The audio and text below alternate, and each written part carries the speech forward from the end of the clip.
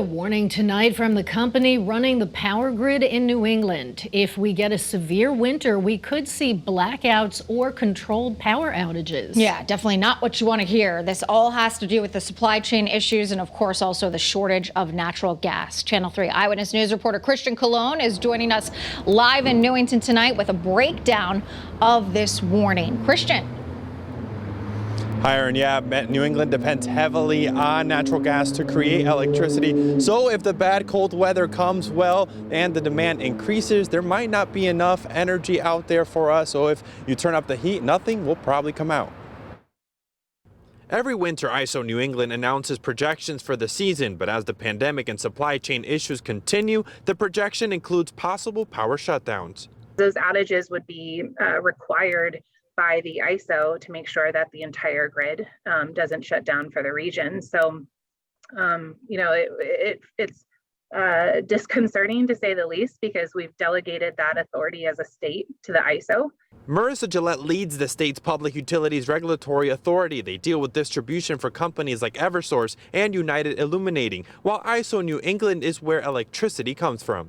We're really dependent on natural gas for the creation of electricity, and the natural gas system into the region is pretty much loaded up if we get into those cold periods, both from a heating perspective and an electricity perspective.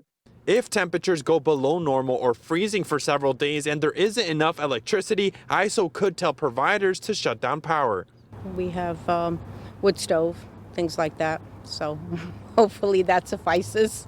I think they should find a better way to rectify the problem instead of, having these so-called blackouts. These power outages could prevent the grid from collapsing like we saw in Texas. Looking to our distribution utilities to make sure that they have in place plans for how they would communicate to customers if these rolling outages become necessary. ISO says blackouts are a worst-case scenario, but counting on other energy types is also concerning.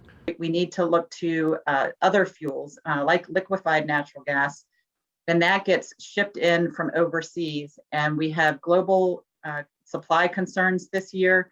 We also can turn to oil generation for electricity, and oil, because of supply chain issues, is also potentially at risk.